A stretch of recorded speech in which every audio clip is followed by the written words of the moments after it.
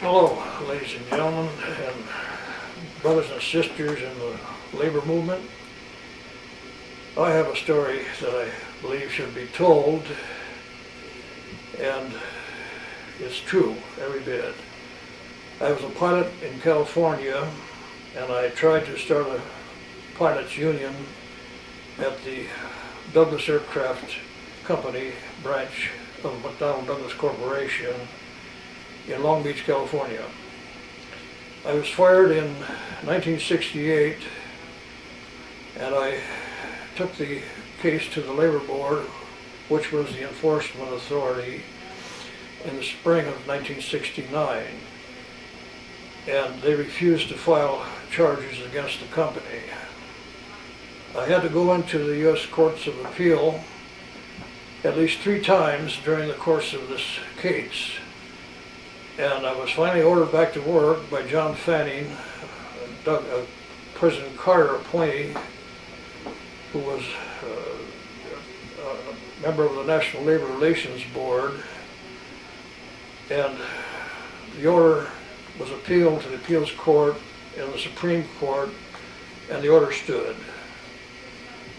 I then had a hearing in 83 or 84 as far as my back pay and reinstatement was concerned.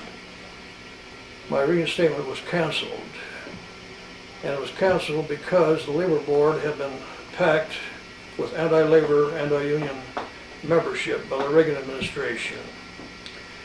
And I want to be sure that people are clear on this, because this is a very serious matter.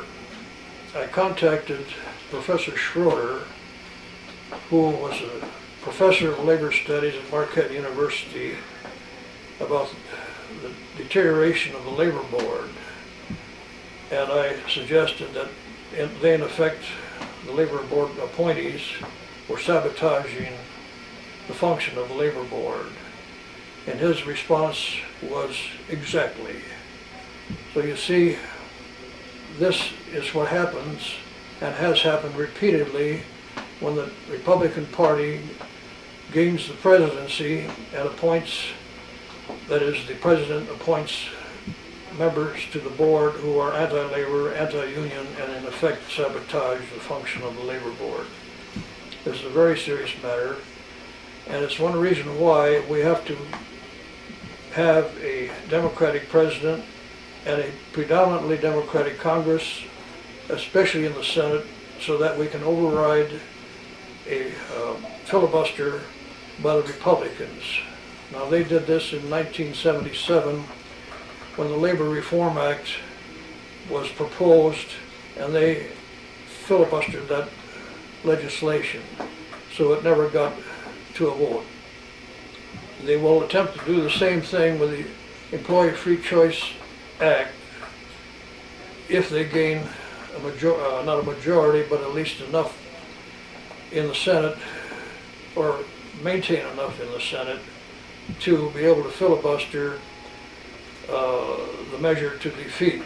That's why it's very important for not only a Democratic president, but for a Democratic Congress and Senate, so that the labor legislation that is being proposed, called the Employee Free Choice Act, will have a successful outcome. Now, my case is quite well known. I published this book on the labor case, and I also wrote a white paper on the Labor Board, and in addition, the case was written up in the Airline Pilots magazine, and it was also written up in the Long Beach Press-Telegram, and also the Labor Advocate of Colorado. So the case is well documented, and I really have no axe to grind as far as John McCain, with the exception that I'm afraid that he will appoint people to the Labor Board consistently, as Republicans do, who are not in favor of labor unions and labor legislation. This labor legislation, by the way, was passed by in 1935, it was called the Wagner Act, and it was passed to alleviate some of the problems of the Depression and the low-wage developments that followed in the wake of the 29, 30, 31, and 32 crash and the Depression that ensued. Now, Franklin Roosevelt was a very visionary person, and when he passed that Labor Act, he knew that the labor unions would be the prime motivator of, and in effect, bring about equitable wages and working wages for the working class and the middle class, so that they could have the monies to buy and goods and services and produce a viable economy. I'm sorry to say that in the ensuing time period, when Republicans get in, they attempt to, in effect, sabotage the labor law, the 1935 Wagner Act, called also the National Labor Relations Act. I advise all working people. I'm a member of the local 68 Denver International Brotherhood of Electrical Workers. I was a former member of the IAM, and I'm also an associate member of the United Steelworkers at present. I advise all labor people, for their own economic good, to vote Democratic and get a Democratic president and Congress in, so that we don't have this problem in the future. God bless you, and let's hope we win. Thank you.